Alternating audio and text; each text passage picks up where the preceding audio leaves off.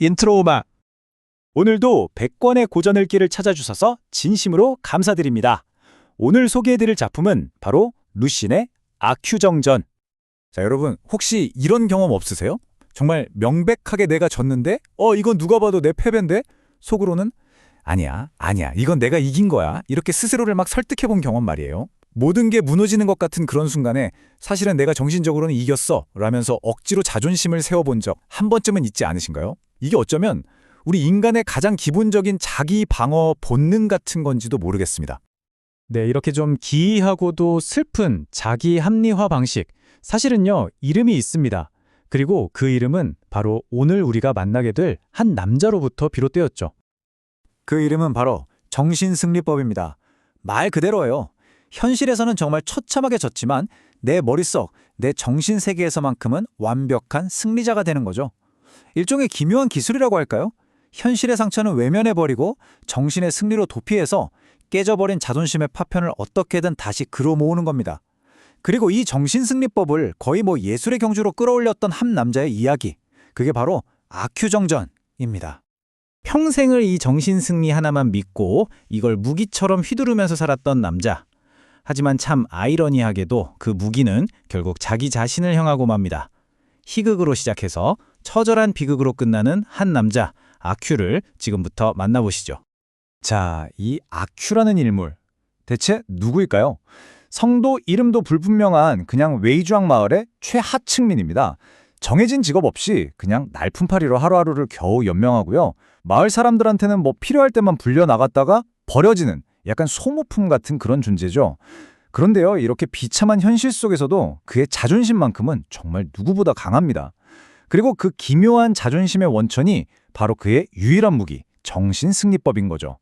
아큐의 삶을 들여다보면요, 이건 끝없는 추락의 연속이었습니다. 지금부터 그를 파멸로 이끈 5개의 결정적인 사건들을 하나씩 따라가 볼 텐데요.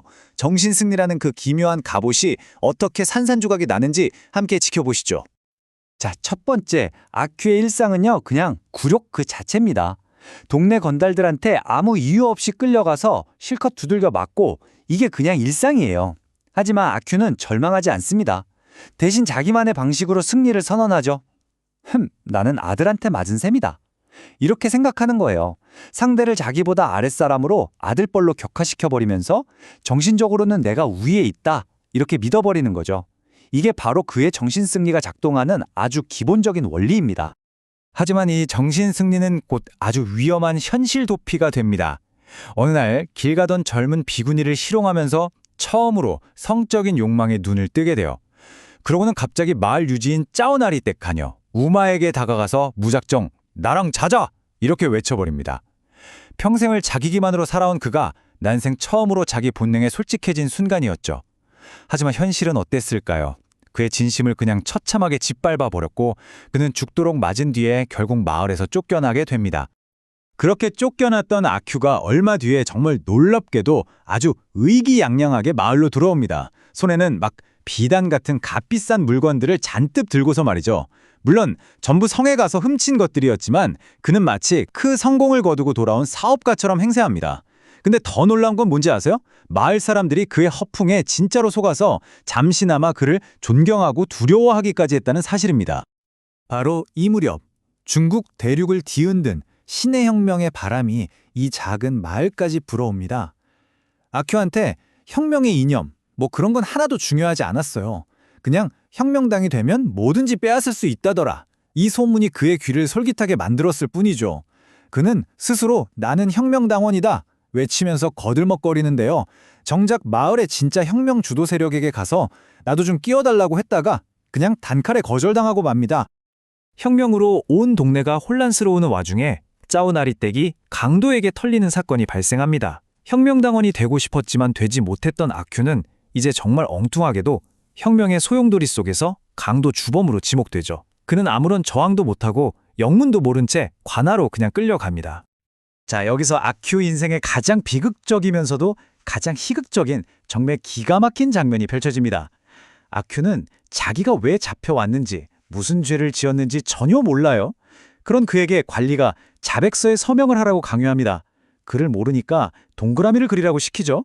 그런데 아큐는요, 이 상황에서 뭘 걱정하는지 아세요? 생전 처음 붓을 잡아봤다는 사실에 갑자기 신이 나서 어떻게 하면 이 동그라미를 더 동그랗게, 더 예쁘게 그릴 수 있을까? 이 고민만 하고 있는 겁니다. 세상에, 그 동그라미가 자기 사형 집행서에 하는 서명인 줄은 정말 꿈에도 상상하지 못한 채 말이죠. 결국 아큐는 수레에 실려서 처형장으로 향합니다. 평생을 정신승리라는 갑옷 속에 자기 자신을 가두고 현실을 외면해왔던 남자. 그는 생의 마지막 순간 자신을 구경하러 나온 사람들의 그 눈빛 속에서 비로소 단 한 번도 마주한 적 없었던 냉엄한 현실과 정면으로 맞닥뜨리게 됩니다. 그는 이제껏 본 적 없는 더욱 무시무시한 늑대의 눈을 보았다. 그 눈들은 하나로 합쳐지는 듯하더니 어느새 그의 영혼을 물어뜯고 있었다. 정말 소름 끼치는 묘사죠. 아큐를 향한 군중의 시선을 굶주린 늑대에 비유한 겁니다. 그들의 눈빛은 단순한 호기심이 아니에요. 한 인간의 죽음을 그저 오락거리로 소비하면서 그의 영혼까지 집어삼키려는 사회 전체의 잔혹한 폭력성을 상징하는 겁니다. 그렇다면 아큐의 이 비극, 과연 누구의 탓일까요? 물론 현실을 제대로 보지 못한 아큐 자신의 어리석음, 이게 가장 큰 원인이겠죠. 하지만 그게 정말 전부일까요? 그를 억압했던 짜우나리 같은 지배계급, 그리고 처음엔 그를 경멸하다가 나중엔 그의 죽음을 구경거리 삼았던 무지한 민중들, 이 모든 것이 합쳐져서 아큐라는 비극을 만들어낸 일종의 사회적인 합작품은 아니었을까요? 이렇게까지 어리석고 처참한 인물을 통해서 작가 루시는 도대체 무슨 말을 하고 싶었던 걸까요? 자, 이제 그의 날카로운 메스, 그 끝이 어디를 향하고 있었는지 한번 깊이 들여다보겠습니다. 이게 참 놀라운 사실인데요. 중국 현대문학의 아버지라고 불리는 루시는 원래 의사를 꿈꾸던 청년이었습니다. 그는 일본 센다이 의학전문학교에서 유학하면서 사람의 몸을 고치는 의술을 배우고 있었죠. 그런데 그의 인생을 송두리째 바꾼 운명적인 순간이 정말 뜻밖에도 세균학 강의실에서 찾아옵니다. 교수가 수업 중간에 러일 전쟁 당시의 기록 영상을 환등기 슬라이드로 보여준 거죠. 그 슬라이드 속에는 한 중국인이 일본군에게 목이 베이는 끔찍한 장면이 담겨 있었습니다. 하지만 루신에게 진짜 충격을 준 건 그 처형 장면 자체가 아니었어요. 바로 그 주위를 빙 둘러싸고 자기 동족의 죽음을 마치 남의 일처럼 정말 무감각하게, 심지어는 흥미롭다는 듯이 지켜보고 있던 다른 중국인 구격군들의 그 텅 빈 표정이었습니다. 바로 그 순간 루시는 깨달았습니다. 아무리 몸이 튼튼하면 뭐하나 정신이 이렇게 병들었는데, 나라를 구하기 위해 정말 시급한 것은 몸의 치료가 아니라 이렇게 마비된 정신을 일깨우는 것이라고 말이죠. 그래서 그는 의사의 메스를 내려놓고 민중의 영혼을 해부하고 치료하기 위한 날카로운 펜을 들기로 결심합니다. 바로 그렇게 탄생한 인물이 아큐인 겁니다. 루신에게 아큐는 그냥 소설 속 한 인물이 아니었던 거죠. 그것은 자기 기만과 무지, 현실을 똑바로 보지 못하는 비겁함에 빠져있던 당시 중국 사회 전체에 대한 아주 날카로운 진단서이자 처방전이었던 셈입니다. 자, 루신의 이 진단서를 제대로 이해하려면 먼저 환자의 상태를 알아야겠죠? 아큐가 살았던 그 시대, 그 혼란스러웠던 혁명의 모습은 과연 어땠을까요? 20세기 초의 중국은요, 한마디로 총체적 난국이었습니다.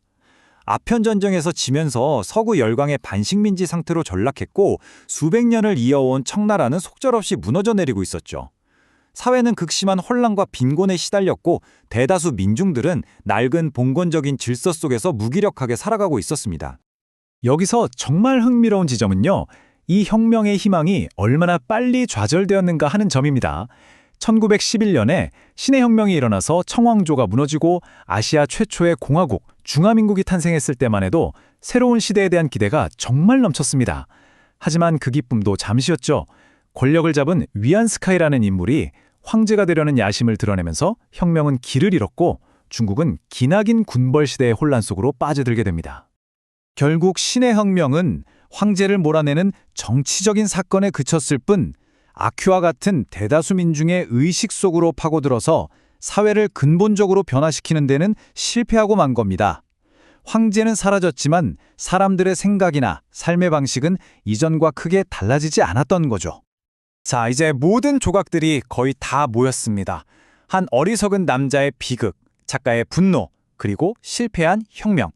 이 모든 것이 합쳐져서 우리에게 어떤 의미를 던져주고 있을까요? 혁명이 뭔지도 모르면서 그 혁명을 이용하려고만 하다가 결국 그 혁명의 이름 아래 희생령이 되어버린 아큐. 그의 이 무의미한 죽음이야말로 신의 혁명이 가졌던 가장 치명적인 한계를 상징적으로 보여주는 장면입니다. 겉으로 보기에는 혁명은 성공했어요. 황제는 물러났고 아시아 최초의 공화국이 세워졌으니까요. 하지만 그 거대한 역사적인 사건의 한가운데에 정작 가장 중요한 주인공이 없었습니다. 왜냐하면 나라의 주인은 바로 국민이다라는 이 주권의식이 대다수 민중의 마음속에 제대로 뿌리내리지 못했기 때문입니다. 사람들은 여전히 누군가가 자신들을 다스려주기를 바랐을 뿐 스스로가 이 나라의 주인이 되어서 새로운 시대를 만들어가야 한다는 생각까지는 미처 하지 못했던 거죠. 루시는 바로 이 점이 가장 안타까웠던 겁니다. 그는 이 소설이라는 거울을 통해서 중국인들이 아큐에게 비친 자신들의 초라하고 어리석은 모습을 똑바로 보고 제발 그 정신승리의 달콤한 잠에서 깨어나 현실을 마주하기를 정말 절절하게 바랐던 것입니다. 하지만 여기서 마지막 질문 하나를 던져보게 됩니다. 나에게 불리한 현실은 애써 외면하고 어떻게든 정신적으로라도 내가 이겼다고 우기면서 자기만족에 빠지는 아큐의 모습. 과연 이게 정말 100년 전 중국 땅에만 있었던 이야기일까요? 어쩌면 오늘을 살아가는 바로 우리의 모습 속에도 또 우리 사회 어딘가에도 또 다른 아큐가 살아가고 있는 것은 아닐까요? 다음에도 유익한 고전으로 여러분을 찾아뵙겠습니다. 다음에 다시 만나요. 안녕!